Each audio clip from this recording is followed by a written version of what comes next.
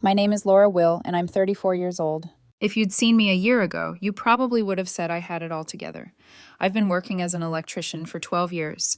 Started right out of high school, crawling through attics and basements, running wire in cramped spaces while some contractor barked orders and paid me barely enough to keep gas in my truck. I didn't have a silver spoon. What I had were long days, sore shoulders, and a stubborn streak. 5 years of that grind taught me everything: how to run conduit clean, how to tame panels that looked like spaghetti nightmares, how to troubleshoot when nothing made sense and the inspector was breathing down your neck.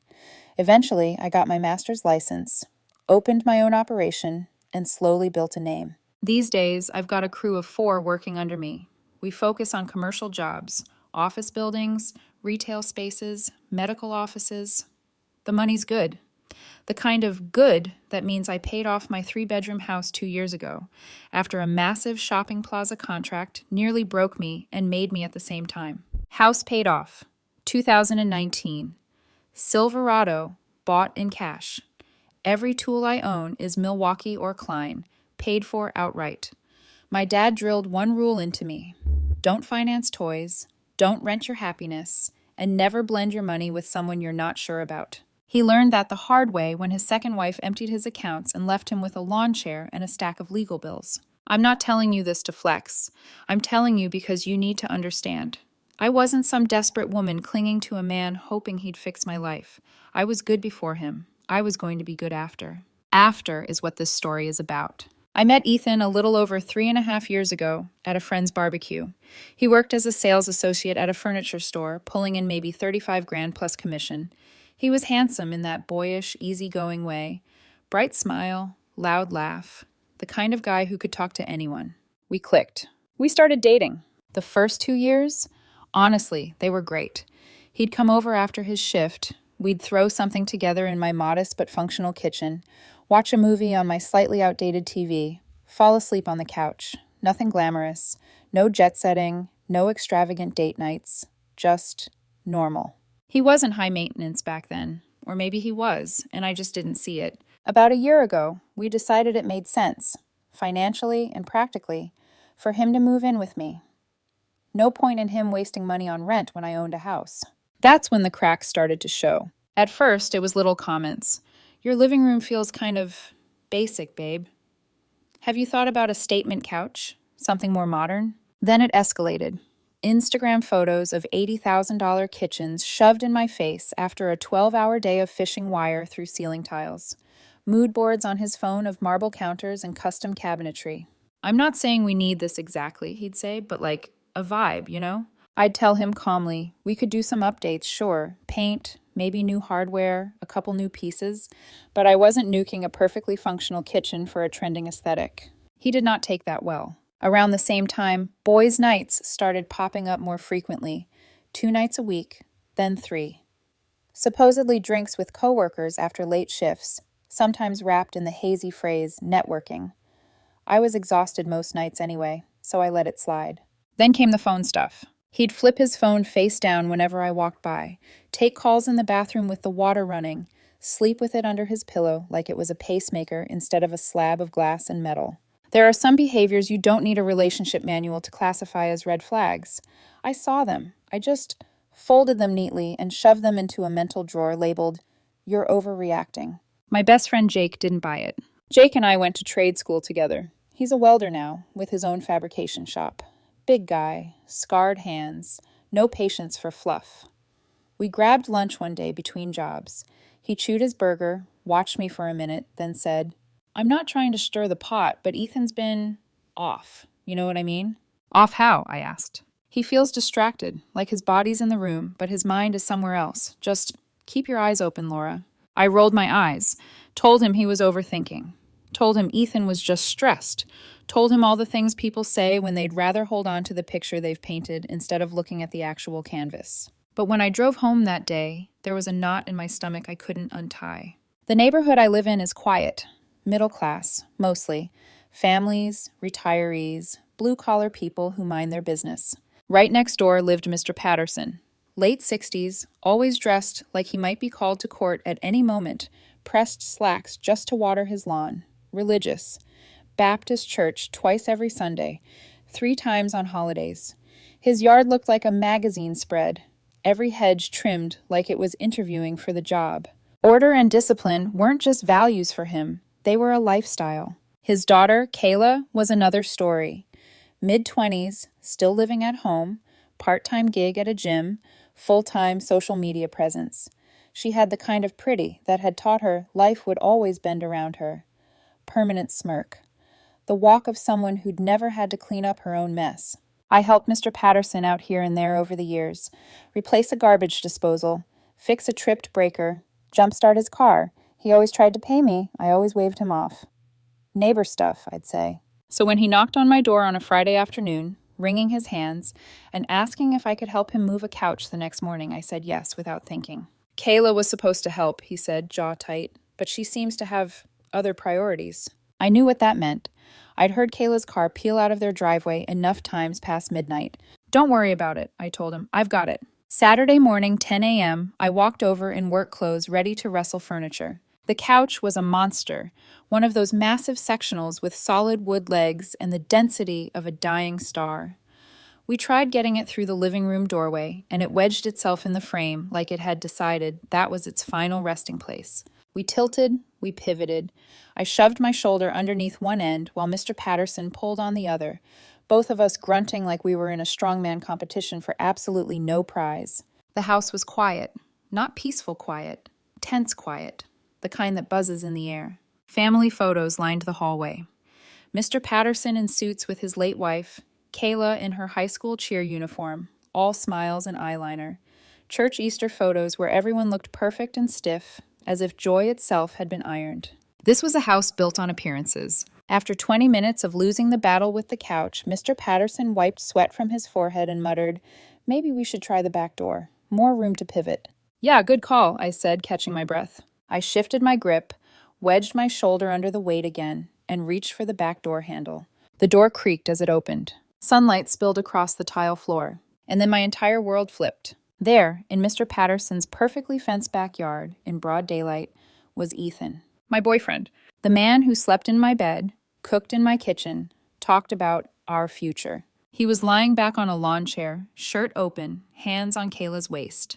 Kayla was straddling him, moving like they were the only two people on the planet, her head tossed back, hair swinging, face flushed. His eyes were closed, lips parted in a lazy smile I recognized because I'd seen it directed at me. For a second, my brain refused to process what my eyes were seeing. Everything went muffled. All I could hear was my own heartbeat pounding in my ears. I froze, still hunched under the couch, hand locked around the doorframe. My fingers dug into the wood so hard my knuckles went white. Then I dropped my side of the couch. It crashed to the floor with a dull, heavy thud. Mr. Patterson cursed under his breath. "Careful, Ms. Will." He took 2 steps toward the open door to see what had made me stop. The second his gaze landed on them, his body went rigid. If shock had a sound, it would have been the silence that fell over that yard. His face flushed, then drained, then flushed again. His hands shook at his sides. For a man who built his whole identity on discipline, faith, and control, this was the worst kind of betrayal, the kind that happens on your own property. Kayla's eyes fluttered open and she finally saw us. She gasped, scrambled off Ethan, yanking her shorts up, cheeks blazing crimson. Ethan shot upright, blinking, his expression morphing from pleasure to panic in about half a second. Kayla stammered, "Dad, I didn't—" Ethan looked at me like I was a ghost he hadn't expected to see for another 50 years. For a moment, none of us said anything. Then the words ripped out of me. "What the hell is this?" My voice echoed across the yard. Somewhere down the street, a dog started barking. A curtain twitched in a neighboring window. Whatever this was, it wasn't staying private. Ethan opened his mouth. Nothing coherent came out. Just a pathetic jumble of, "Laura, wait, it's not—" Kayla straightened, chin tilting up, that familiar smirk flickering through her embarrassment like muscle memory. Mr. Patterson took a slow breath, like he was dragging air through broken glass. "You dare," he said, voice low and shaking.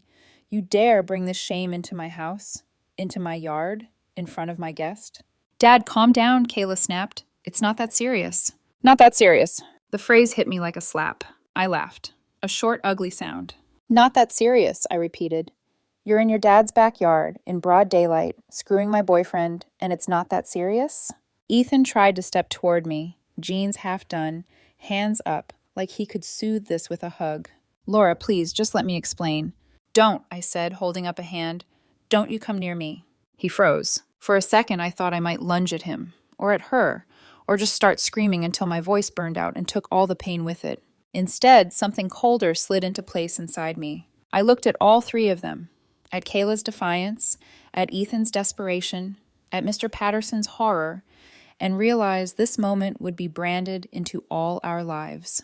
I'm done, I said quietly. Then I turned, shoved open the side gate, and walked out. Behind me, the shouting started. Mr. Patterson's fury, Kayla's outrage, Ethan's panicked pleading.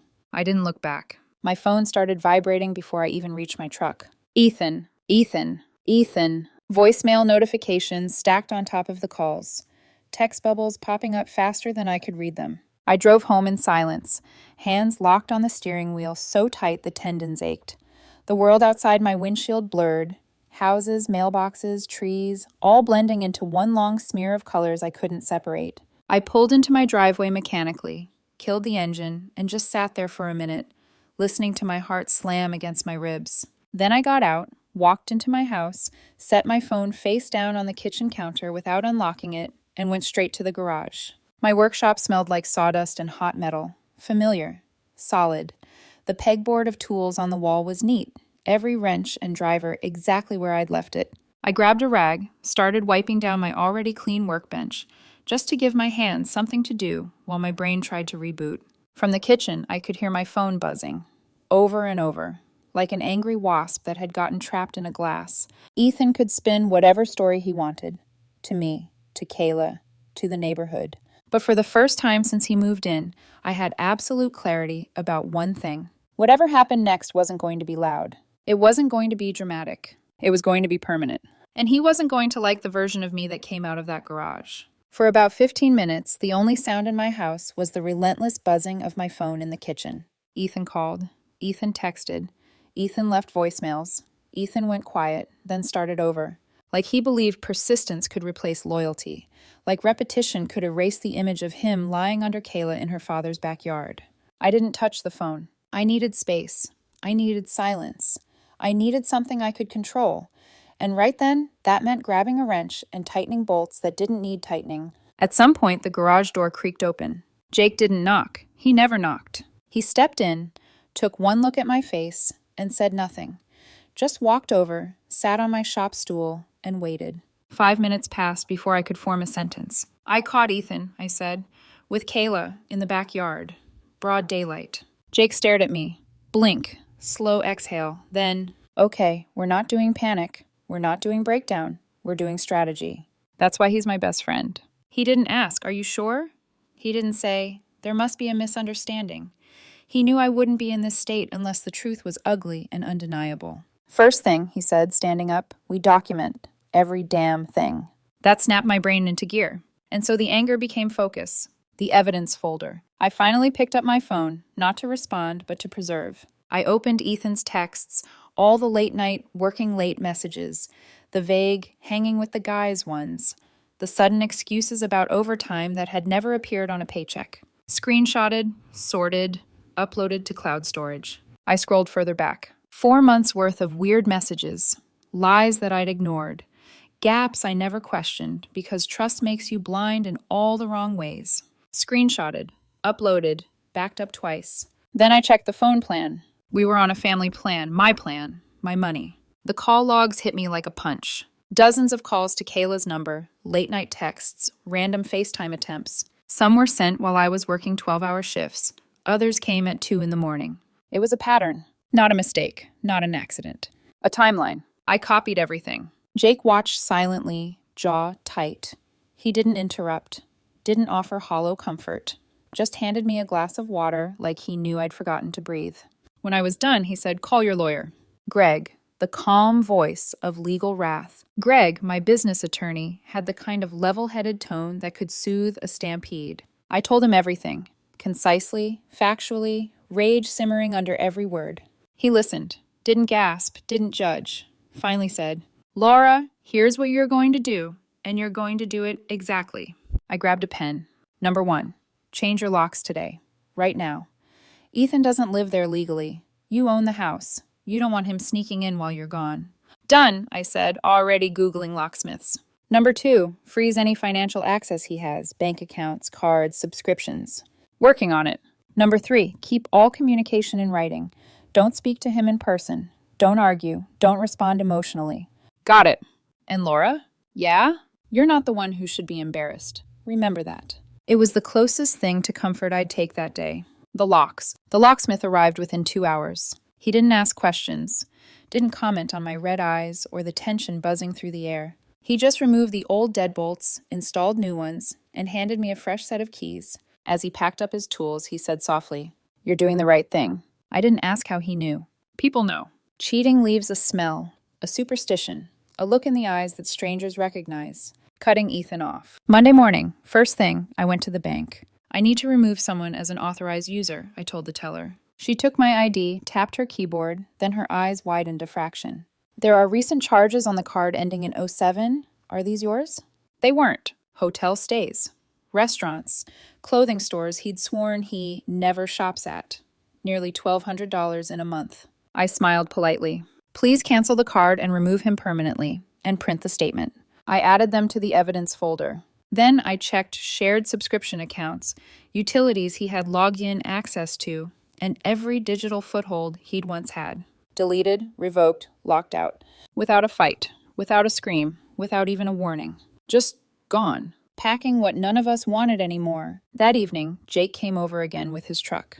We packed Ethan's belongings into boxes and garbage bags, clothes I bought, shoes he bragged about, the expensive skincare he pretended he didn't use. Every item had fingerprints of betrayal on it. I didn't throw his things away. I'm not that kind of person. But I also refused to leave them in my house. We drove everything to Ethan's friend Justin's place, the guy he claimed his boys' nights were spent with. Jake stacked the boxes neatly on the porch. I took photos, documented the drop-off. No surprises, no accusations later, just facts. As we pulled away, Jake said, "You good?" "No." "Good. You're not supposed to be."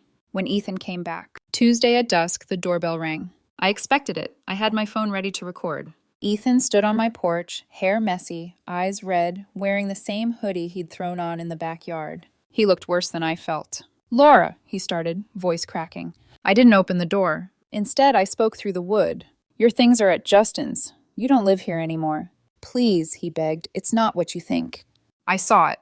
He switched tactics. Kayla pressured me. I was confused. I didn't know what I was doing. "Funny," I said. "The phone logs show you were confused for about 4 months." He choked on a response. I texted him while he stood there pretending to cry. "Laura, do not come back here. We are done. Communicate only by text if necessary." He read it. I watched his phone screen light up in his hands. Then came the sobbing. Loud, dramatic, messy.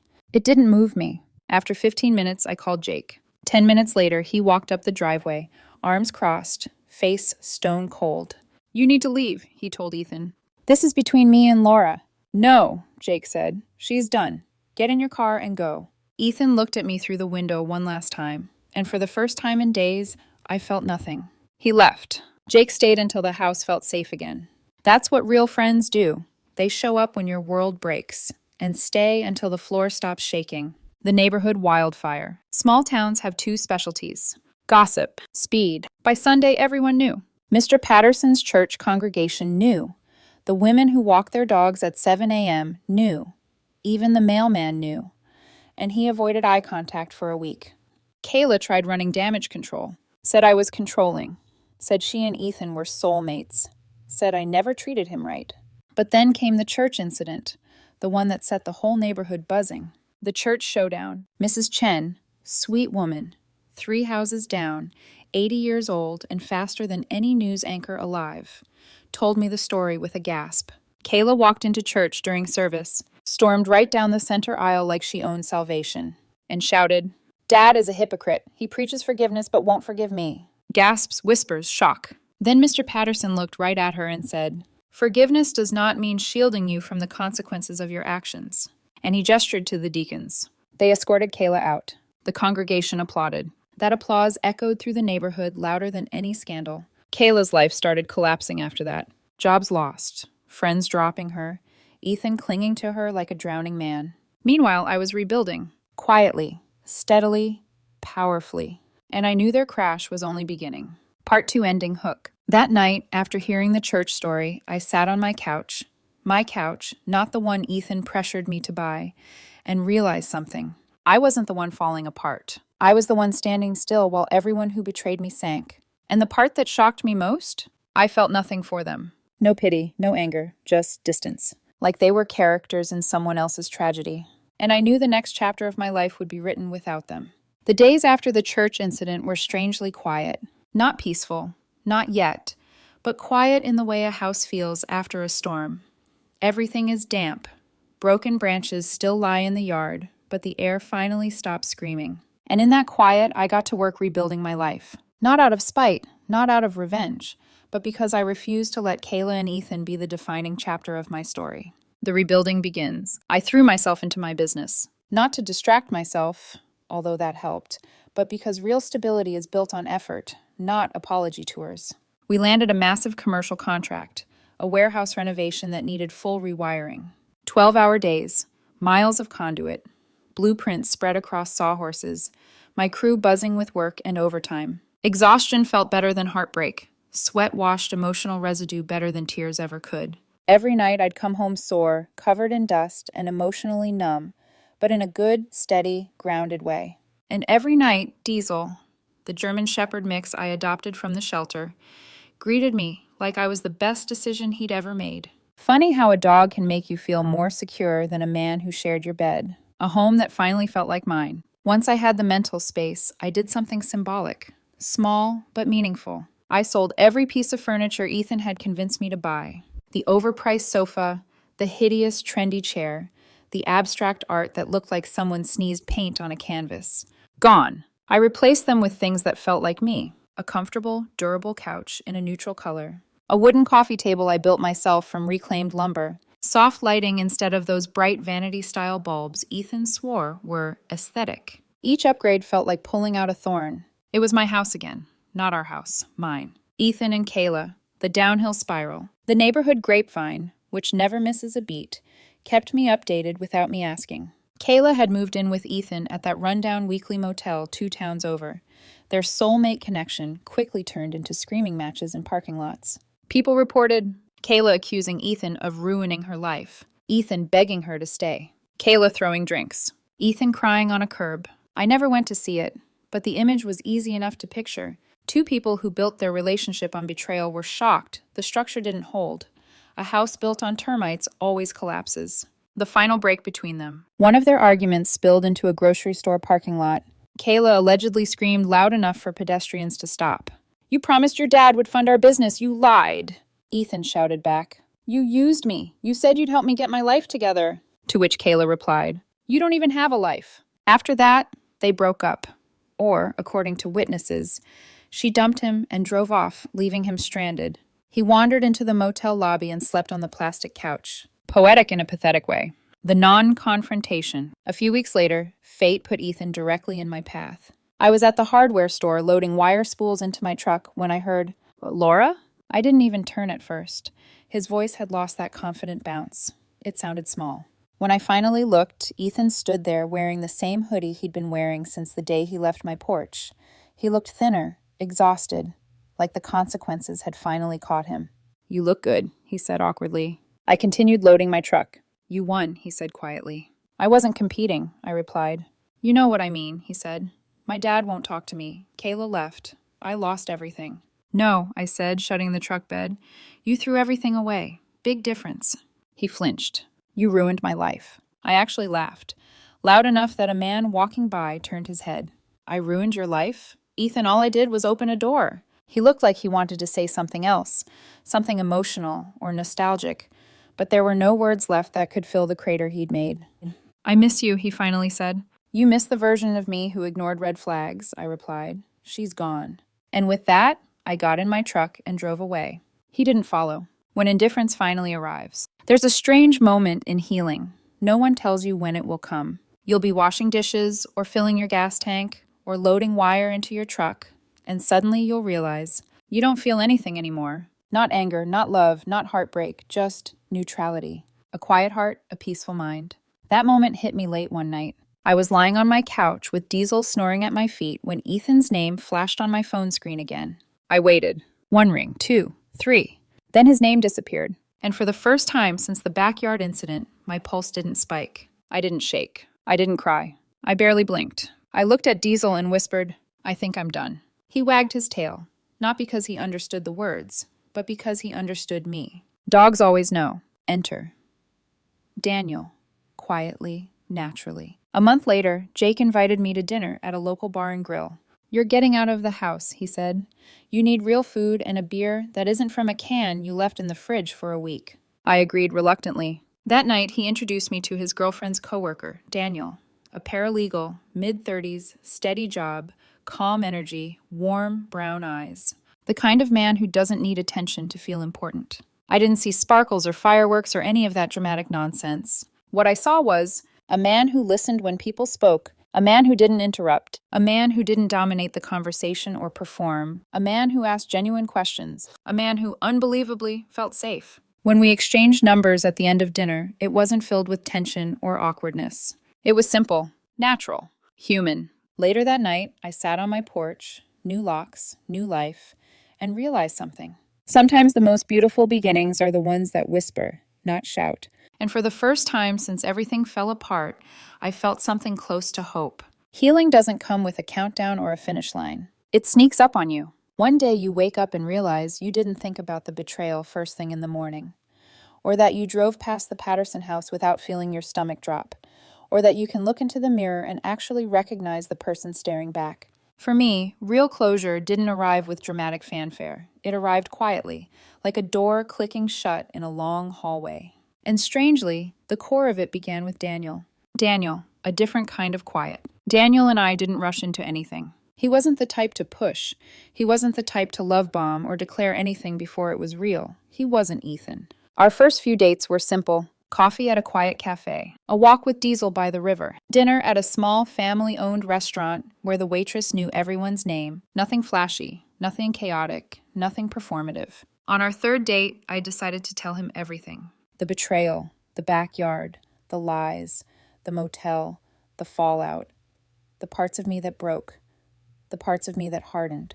He listened, really listened, without flinching or trying to make it about himself. When I finished, he didn't pity me. He didn't try to play the hero. He just said softly, "You handled it better than most people would." I didn't feel like I handled it well, I admitted. "That's what handling it well looks like," he replied. That was when I realized something important. Respect doesn't need theatrics. It doesn't need promises. It's in the quiet, in the patience, in the willingness to sit with someone's truth.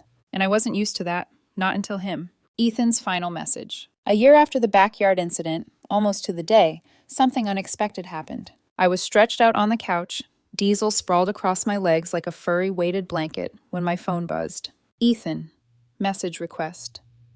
Hey, I know you probably won't respond, but I want to apologize for everything. You deserve better. You really did. I'm sorry I hurt you. I hope you're happy now. I really mean that." I read the message twice, not because I felt anything, but because I was surprised at how completely it didn't affect me. No anger, no shaking hands, no rush of memories. Just nothing. A clean emotional void. I stared at the screen for a long moment, took a breath, and then I deleted the message. No response, no closure conversation, no emotional rehash.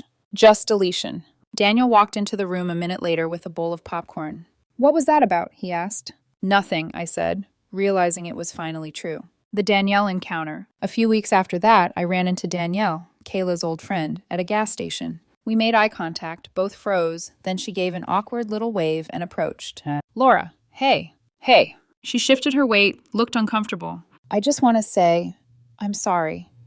I didn't know what was going on back then. Kayla told me she was going to hang out with work friends during those girls' nights. I didn't know she—" "It's fine," I said. "You weren't responsible for their choices." She looked relieved, but also sad. "She's not doing great," Danielle said quietly. "Kayla, she lost another job. Ethan isn't doing well either. They're kind of spiraling." I nodded, not out of sympathy, but acknowledgement. People live the consequences they create. "I'm glad you're doing better," she added. "You always seemed like a good person." We said goodbye, and that was the last link to that old chapter. Cleanly severed. The last time I saw Kayla, it happened unexpectedly. at the hardware store, of all places. I was picking up junction boxes and wiring, minding my business, when I heard, Well, if it isn't St. Laura. Kayla. Her arms were crossed, hair messy, eyes tired. She looked nothing like the smug, glowing girl from a year ago. She looked worn. "What do you want, Kayla?" I asked. You ruined my life. I almost laughed. "You did that all by yourself." If you hadn't told my dad. "I didn't tell him anything. He saw you, remember?" She clenched her jaw. I lost everything because of you. "No," I said evenly. "You lost everything because you couldn't take responsibility for anything." She opened her mouth to argue, then stopped. For the first time, I think she realized she couldn't spin her way out of this.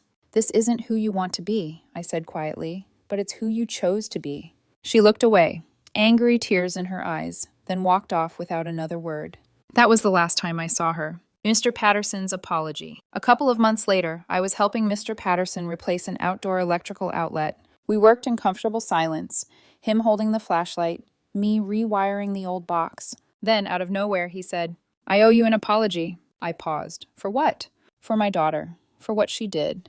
For the pain she caused you. For bringing chaos to your life." I shook my head. "You don't owe me that. She made her own decisions." "I raised her," he said softly. "Or failed to."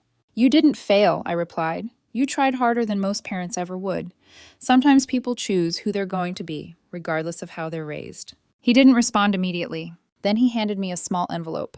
"For your time and your character." I tried to refuse, but he insisted. Inside was a handwritten note, simple, sincere, and $200. I cashed the money and used it to buy flowers for Daniel.